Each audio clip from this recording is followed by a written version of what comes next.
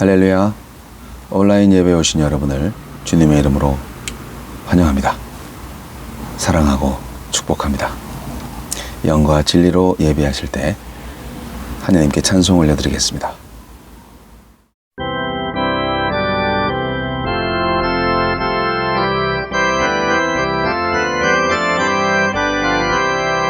예수 부활했으니 할렐루야. 만민 찬송하여라. 할렐루야. 천사들이 즐거워. 할렐루야. 기쁨 찬송 부르네.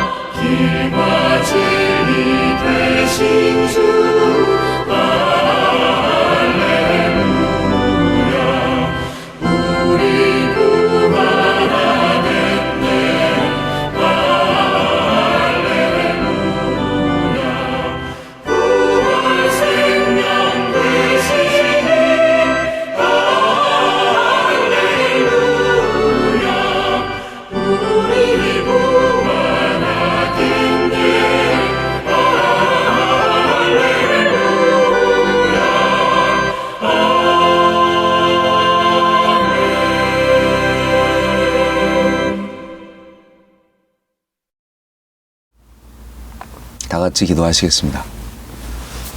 사랑과 은혜가 충만하신 아버지 하나님, 부활주일을 맞이하여 예수님의 부활을 기념하며 부활하신 주님을 찬양하며 오늘 마음을 다해서 예배합니다.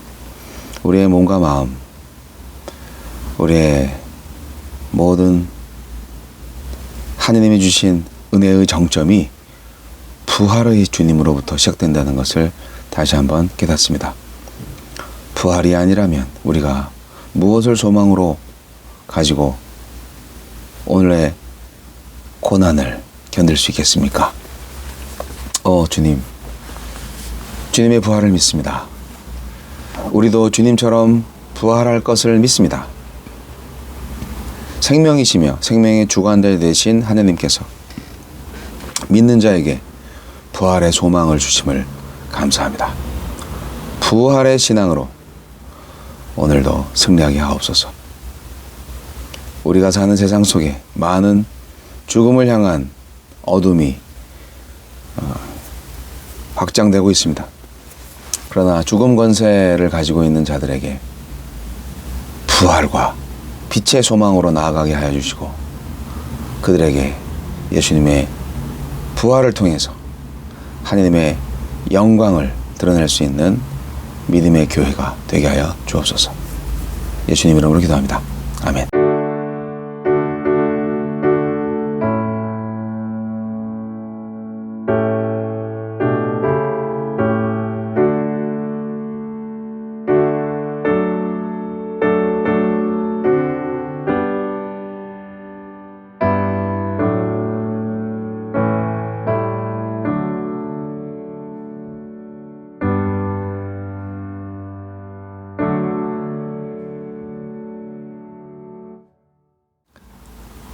오늘의 말씀은 마태복음 28장 1절로 20절 말씀.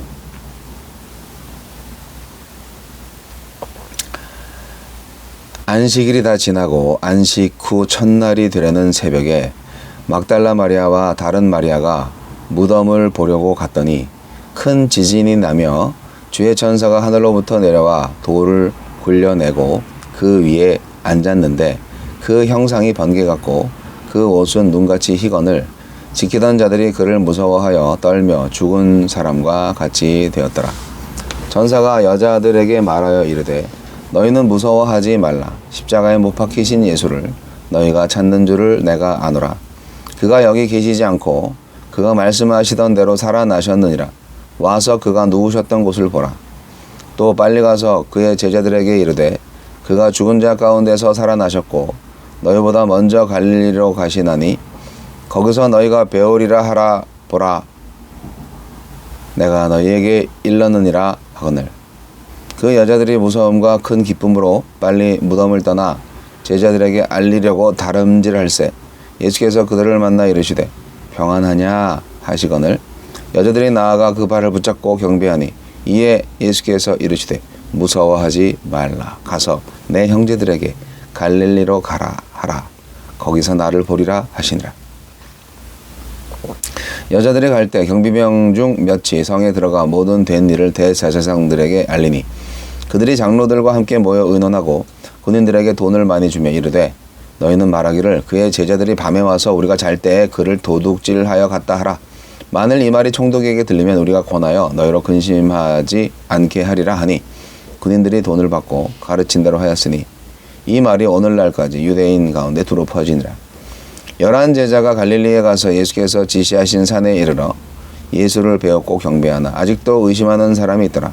예수께서 나와 말씀하여 이르시되 하늘과 땅의 모든 권세를 내게 주셨으니 그러므로 너희는 가서 모든 민족을 제자로 삼아 아버지와 아들과 성령의 이름으로 침례를 베풀고 내가 너희에게 분부한 모든 것을 가르쳐 지키게 하라. 볼지어다 내가 세상 끝날까지 너희와 항상 함께 있으리라 하시니라.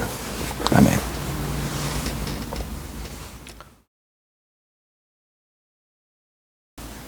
네, 오늘은 예수님이 부활하신 날을 기념하는 부활주일입니다. 시신의 기름을 바르려고 찾아온 여인들에게 천사가 부활 소식을 알리고 빈 무덤을 보여줍니다.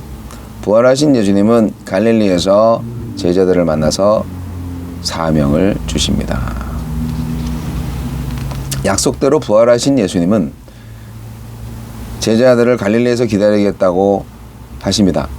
갈릴리에서 기다리겠다고 하신 것도 약속이죠. 자신을 버리고 도망한 자들을 형제로 불러주시고 자신을 십자가에 매단 예루살렘이 아니라 다시 가난하고 온유하며 애통한 자들의 도시인 변방의 갈릴리에서 제자들이 자신의 사역을 이어받게 하시려고 기다리십니다. 받아주시고 기다려주시고 기회를 주신 이 은혜 때문에 우리도 다시 일어나서 하느님 나라의 이야기를 써내려갈 수 있는 거죠. 모든 권세를 지신 예수님께서 모든 민족을 제자로 삼으라고 명령하셨네요. 제자란 자신의 소속을 하느님께로 이동하고 그분을 알며 그 주권에 전적으로 순종하는 자들을 뜻합니다. 예수님은 교인수 늘리기가 아니라 제자 삼기를 사명으로 주셨습니다. 제자들의 모든 민족 복음화의 사명을 감당하도록 항상 함께하겠다고 약속하십니다. 우리 안에 먼저 예수님의 임재와 그분과의 교제가 있을 때 우리도 다른 이들을 이 교제 안으로 초청할 수 있습니다. 시신의 기름을 바르려고 찾아간 무덤에서 여인들이 기다린 것은 예수님의 부활을 알리는 주의 천사였습니다. 차가운 시신이 아니라 빈 무덤이었습니다. 죽은 사람을 지키던 자들은 곧 죽은 사람처럼 되었지만 슬픔과 낙심 중에 찾아온 여인들은 눈으로 보고 귀로 들은 소식에 무서움과 큰 기쁨에 사로잡혔습니다. 그리고 조금도 주저함 없이 이 소식을 전하러 제자들에게 달려갑니다. 이 부활의 소식이야말로 소망 없고 생기 없는 이들에게, 억울하고 분하여 미움과 탄식 속에 사는 이들에게 가감없이 전해야 할 가장 가슴 벅찬 이야기입니다. 제자들이 시신을 훔친 후 부활했다고 거짓 소문을 퍼뜨릴 것이라고 생각해서 경비병을 세웠던 이들이 이제는 직접 나서서 제자들이 시신을 훔쳐갔다고 거짓 소문을 퍼뜨리고 있습니다. 이 거짓 소문을 뚫고 나에게까지 흘러온 부활의 기쁜 소식, 부활주일, 오늘 누구에게 전하시겠습니까? 부활의 의미는 뭐 기독교의 뭐 전부라고 할 수 있을 정도로 엄청납니다. 사복음서는 부활의 이야기를 다양한 모습으로 들려주죠.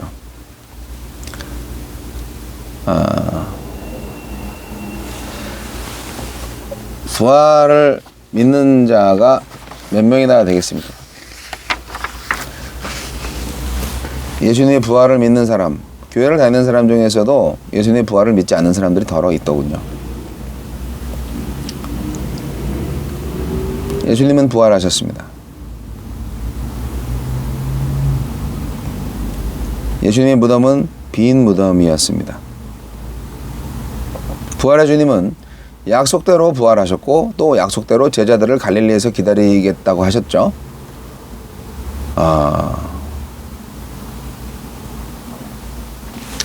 부활의 의미를 살펴보도록 하겠습니다. 십자가 사건의 의미를 여러분 뭐 한마디로 얘기할 수 있겠습니까? 힘들죠. 여러 가지 의미가 있기 때문에. 부활의 의미도 마찬가지입니다. 십자가와 부활은 연결되어 있는데 예수님의 부활은 무엇보다도 하느님의 속성을 대변하고 있습니다. 생명의 속성을 내포하고 있는 것이죠. 하느님의 생명은 지극히 풍요로우며 또 영원합니다. 그리고 예수의 생명 또한 본질상 하느님의 생명과 똑같은 거죠. 동일하기 때문에 결코 사망에 매여 있을 수 없었습니다. 따라서 예수님께서는 성도들의 모든 죄를 없애기 위해서 대속의 죽음을 담당하셨지만 거기에 그치지 않고 사흘 만에 부활하심으로써 사망의 권세를 잡고 있는 마귀를 물리치고 잠자는 자들의 부활의 첫 열매가 되셨습니다. 그리하여 예수를 믿음으로써 그 생명 안에 접붙임을 받은 사람들은 그분과 동일하게 영원한 새 생명을 선물로 받게 되는 것입니다.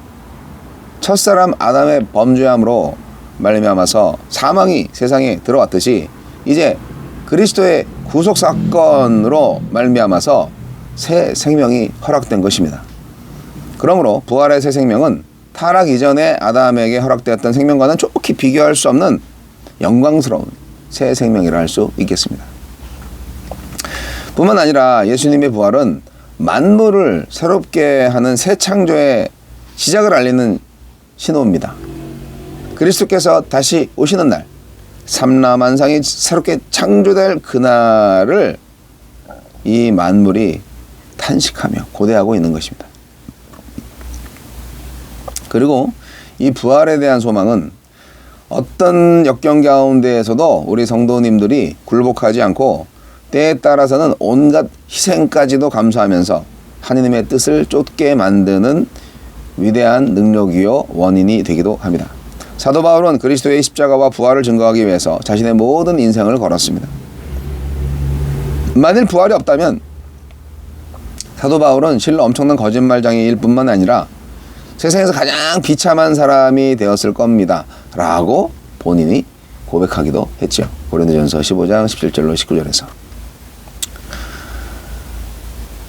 부활을 불신하는 여러 사람들이 있지만 뭐 시체 도적설, 뭐 기절설, 뭐 여러 가지가 있는데요. 뭐 믿거나 말거나죠. 믿을 사람은 믿고요. 안 믿을 사람은 안 믿게 되세요. 저는 믿습니다. 예수님의 부활이 없으면 저도 사기꾼이죠. 저도 세상에서 가장 비참한 사람이 될 겁니다.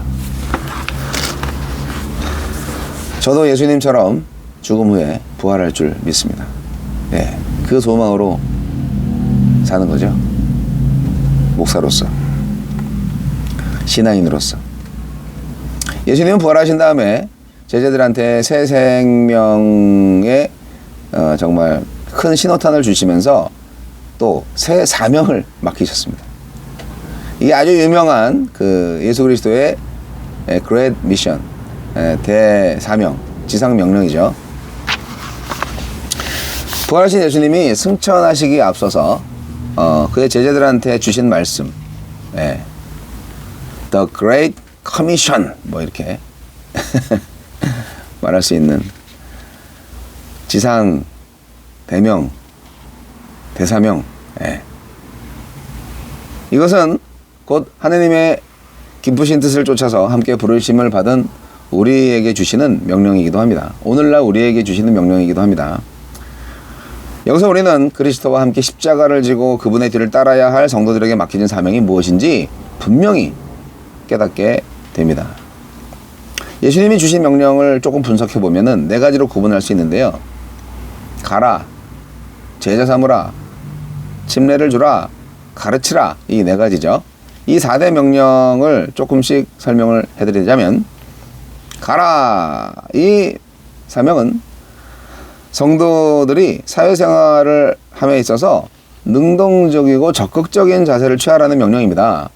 성도들이 처한 가정, 학교, 직장, 예배당, 여러 가지 그 선교지들이 모두 다 파송받은 지역인 거예요. 모두 천국 대사의 부임지가 되는 거예요. 가라 하는 거예요. 요즘 교회들은 오라 이러잖아요. 예수님은 오라고 하라고 하지 않으셨어요. 가라고 하셨지. 지금 오늘날 많은 교회들이 교회로 오세요. 교회 한번 오세요. 그러고 있죠. 본인이 교회인 거를 모르고 가라 이 말씀에 순종하시기 바랍니다. 결코 머뭇거리거나 소극적이고 도피적인 생활을 하지 마십시오.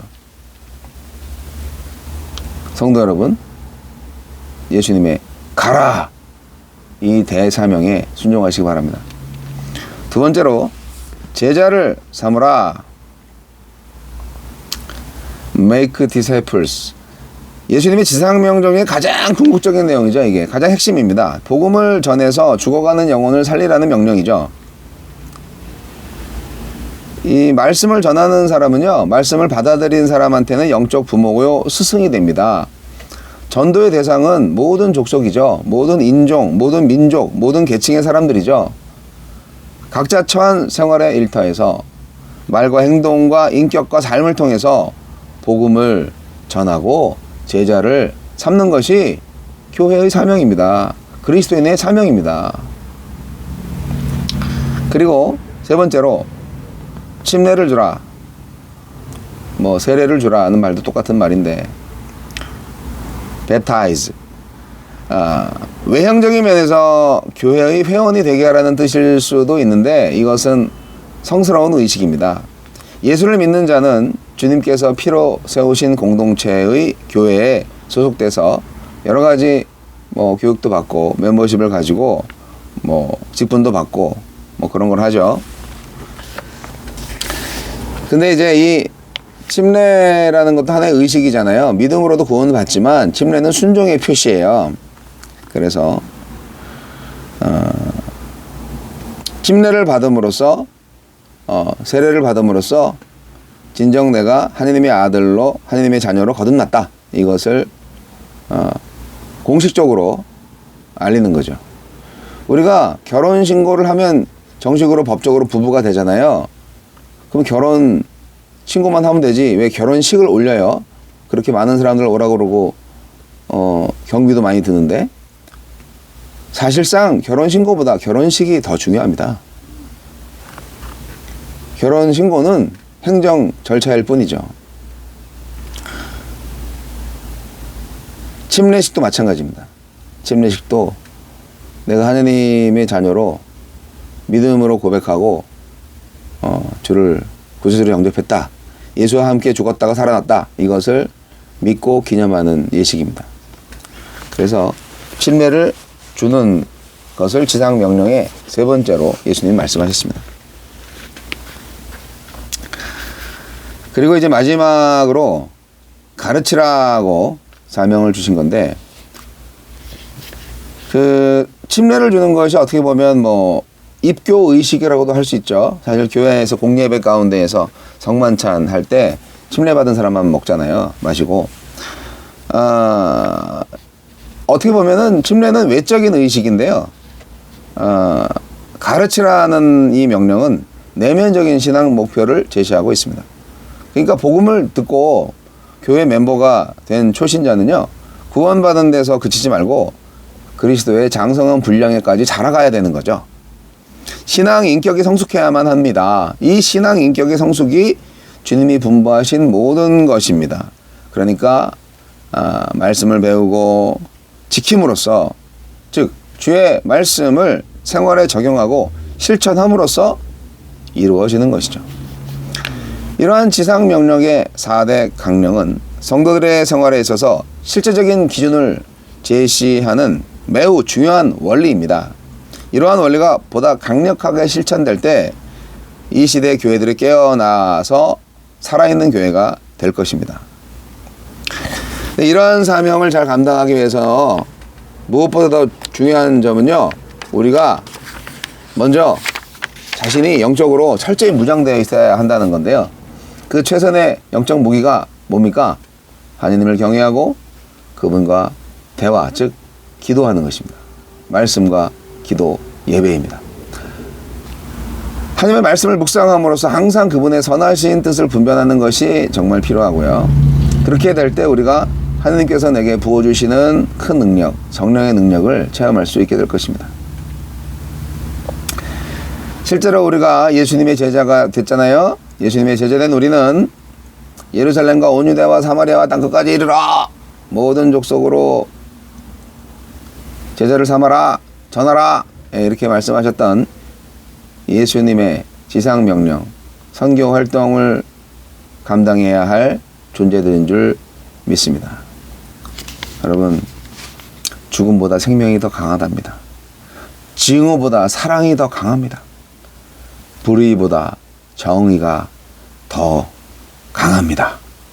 죽음에서 부활하신 예수를 따라 참 생명, 참 사랑, 참 정의로운 사람이 되세요. 오직 주께 영광. 기도하겠습니다. 하나님 아버지, 부활하신 주님을 찬양합니다. 어둠의 권세를 이기시고 사망에서 생명으로 옮기신 주님, 우리도 주님을 따라 십자가를 지고 죽음에 맞서 부활의 승리를 누릴 것을 기대합니다. 주여, 지금도 함께 하셔서 우리를 부활 신앙의 승리자로 이끌어 주심을 믿습니다. 주여, 이 땅에 많은 불의가 반치고 있고 많은 미움과 증오가 우리를 좀먹고 있습니다. 인간관계가 망가집니다.